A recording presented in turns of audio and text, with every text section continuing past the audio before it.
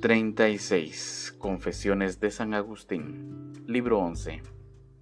Estaremos compartiendo los capítulos del 17 al 24 con los siguientes temas: la existencia del pasado y del futuro, presencia del pasado y del futuro, cómo enseñó Dios el futuro a los profetas, inexactitud del lenguaje sobre el tiempo, cómo medimos el presente, que Dios me devele el misterio del tiempo, el tiempo y el movimiento.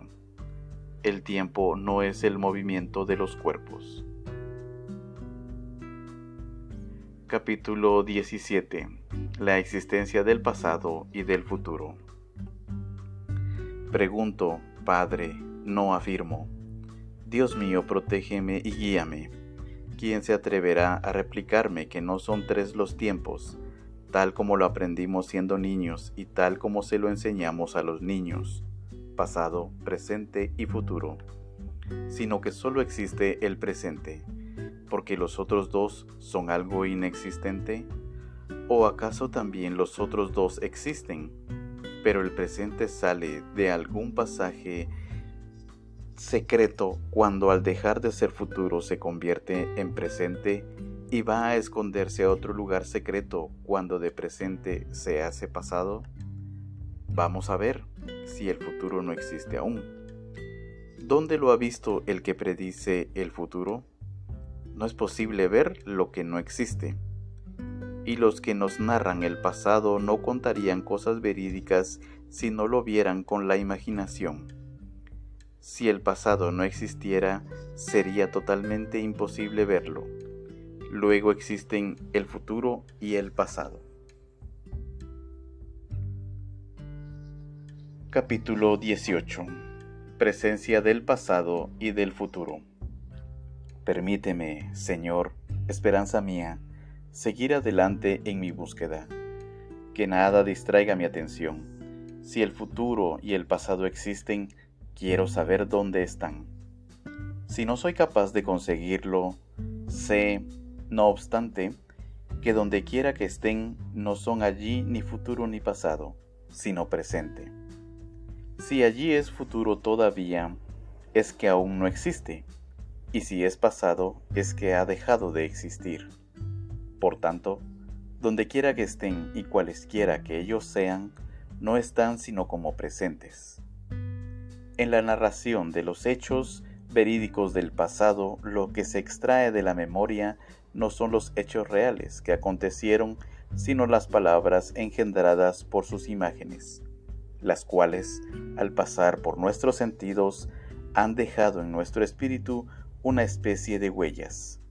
Así, mi niñez, que ya no existe, existe en el tiempo pasado, que tampoco existe ya. Mas cuando la evoco y hablo de ella, la estoy viendo en presente, porque su imagen está aún en mi memoria. En cuanto así es lo mismo lo de los objetos futuros, objeto de predicción, de modo que se perciban las imágenes ya existentes de las cosas que aún no existen. Confieso, Dios mío, que no lo sé. Lo que sí sé es que nosotros predecimos de ordinario nuestras acciones futuras, y que esta predicción está presente, aunque la acción que anticipamos no exista aún porque es futura. Tan pronto como emprendamos esta acción, cuando hayamos comenzado a poner por obra lo proyectado, entonces es cuando existirá aquella acción, porque ya no será futura sino presente. Sea cual fuere la naturaleza de este secreto presentimiento del futuro, lo cierto es que solo puede verse lo que existe, y lo que ya existe no es futuro, sino presente. Luego, cuando se afirma que se ven las cosas futuras, no nos referimos a aquellas que todavía no existen, es decir, a las cosas futuras. Lo que se ve son sus causas o quizás sus signos, que son ya algo existente, y por lo tanto no son algo futuro, sino algo presente a quien los ve, que hace predecir el futuro imaginándole en su espíritu. Estas imaginaciones son a su vez algo existente, y el que las anuncia las ve presentes dentro de sí. Que me sugiera algún ejemplo la incontable cantidad de hechos. Contemplo el alba y me adelanto a anunciar que va a salir el sol. Lo que veo es presente, lo que anuncio es futuro. No es futuro el sol, que existe ya, sino su salida, que aún no existe. Pero no podría predecir la salida del sol sin imaginármela dentro de mí, como en este momento en que estoy hablando de ella. Pero ni el alba que veo en el cielo es la salida del sol, aunque la precede, ni lo es la imagen que yo me he formado en mi espíritu. Estas dos cosas se ven presentes para poder anunciar con anticipación aquel acontecimiento futuro. Luego no existen aún como futuras. Y si no existen aún, no existen en realidad. Y si no existen en realidad, es totalmente imposible verlas. Pero se pueden predecir por las realidades presentes que ya existen y se pueden ver. Capítulo 19.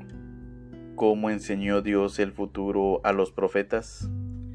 Tú, que eres el rey de tu propia creación, ¿qué método empleas para enseñar a las almas el futuro? Porque existe el hecho de que se lo has enseñado a tus profetas. ¿Cómo enseñas el futuro tú para quien nada es futuro? Mejor dicho, ¿de qué modo enseñas las cosas presentes en base a las cosas futuras?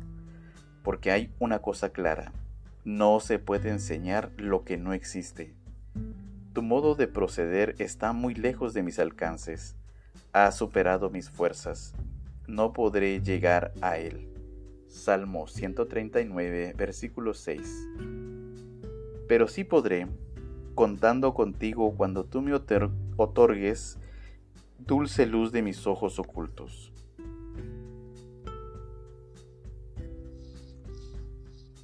Capítulo 20. Inexactitud del lenguaje sobre el tiempo.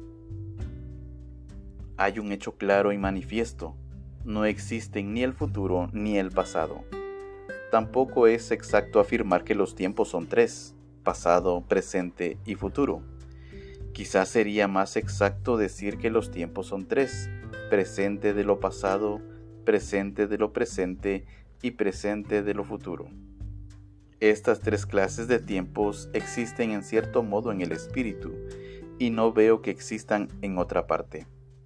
El presente del pasado es la memoria, el presente del presente es la visión, y el presente del futuro es la expectación. Si se me permiten estas expresiones, veo ya los tres tiempos y confieso que son tres. Digamos también que los tiempos son tres: pasado, presente y futuro, según la expresión abusiva de uso corriente. Sigamos expresándonos así, que yo no me preocupo ni me opongo, ni lo reprendo, con tal que se entienda lo que se dice, y no se tomen el futuro ni el pasado como algo existente. En realidad son muy pocas veces las que nos expresamos con propiedad y muchas las que hablamos con inexactitud, pero se entiende lo que decimos. Capítulo 21. ¿Cómo medimos el presente? He dicho poco antes que nosotros medimos el tiempo mientras pasa.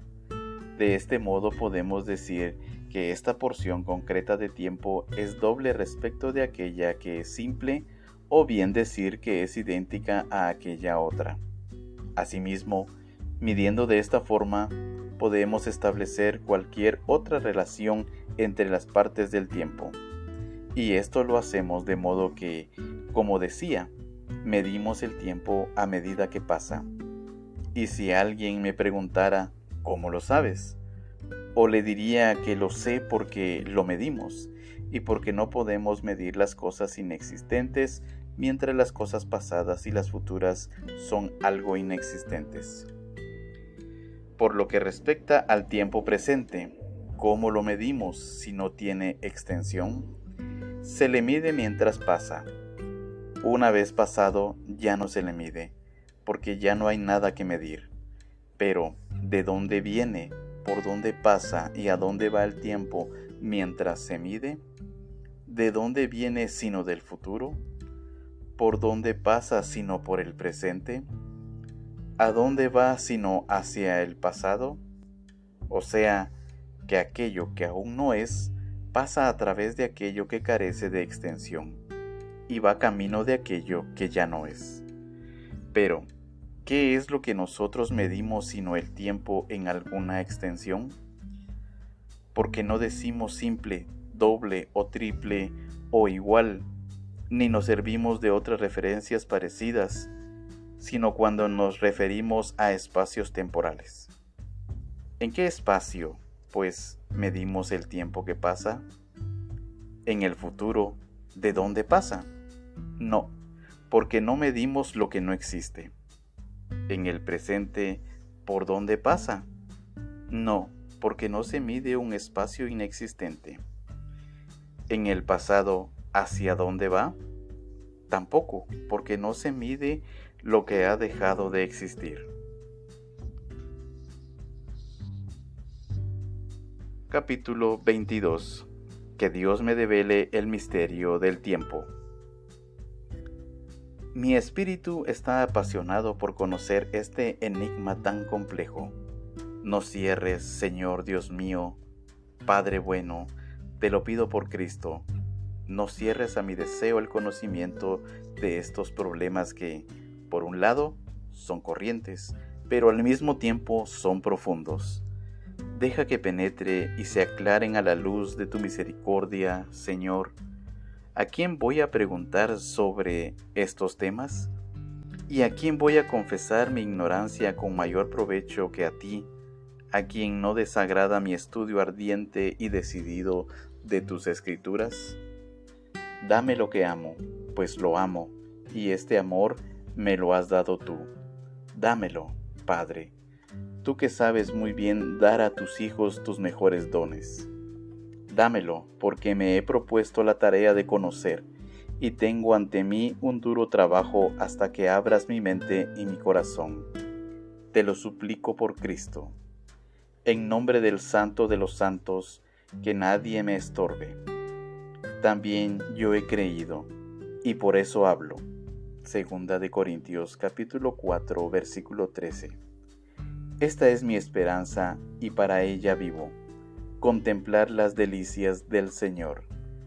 Salmo 27, versículo 4. He aquí que has hecho viejos mis días y pasan no sé cómo. Y hablamos de tiempo y tiempo, de tiempos y tiempos. ¿Cuánto tiempo hace que lo dijo? ¿Cuánto tiempo hace que lo hizo? ¿Cuánto tiempo hace que no lo veo? También decimos, esta sílaba tiene el doble del tiempo que aquella sílaba breve. Así nos expresamos, así oímos que hablan los demás. Nos entienden y entendemos.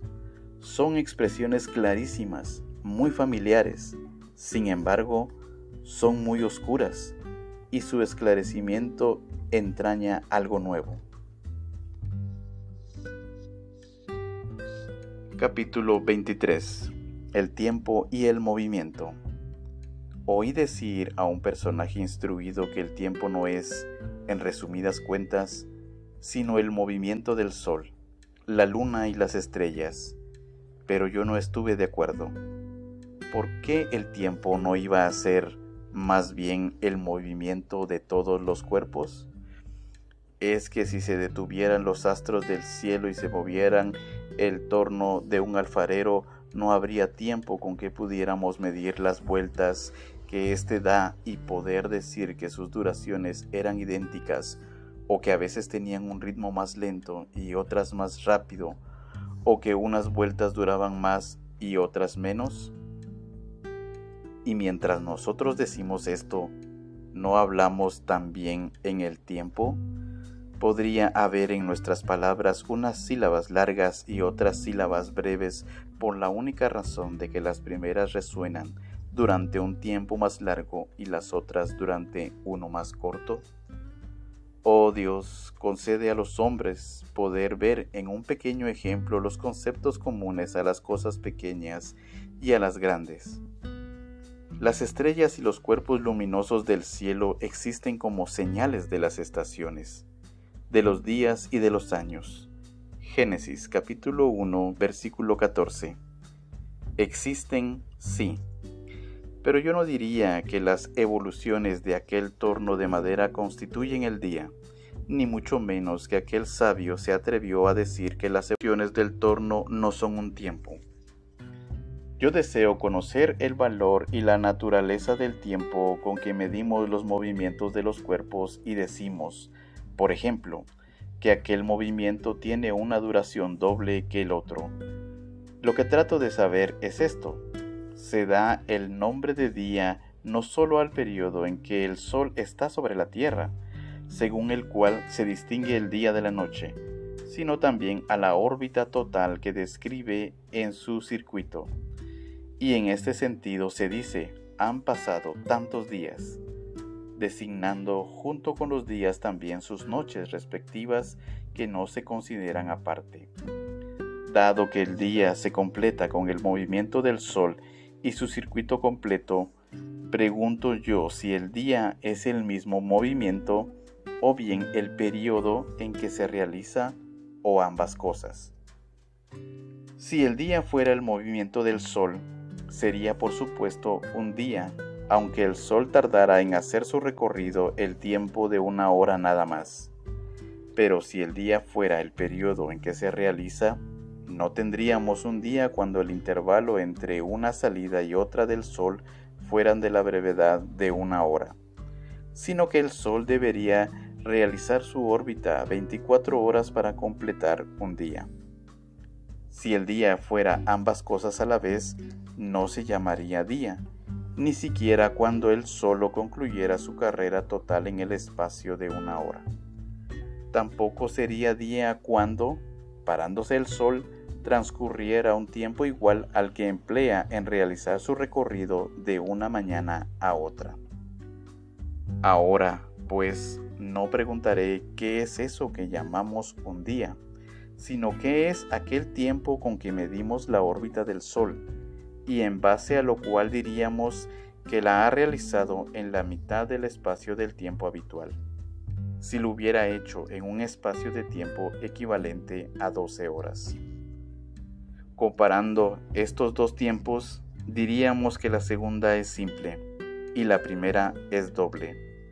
Aún en el caso de que el Sol eventualmente unas veces hiciera el recorrido sencillo y otras el recorrido doble, que nadie me diga entonces que el movimiento es el de los cuerpos celestes. Cuando se detuvo el Sol a pedido de un hombre para dar término a un combate victorioso, el Sol estaba detenido, pero el tiempo corría. Aquella batalla se libró con éxito en el espacio de tiempo suficiente. Veo, pues, que el tiempo es una especie de extensión, pero ¿lo veo de verdad o me imagino que lo veo? Tú me lo aclararás, oh luz, oh verdad.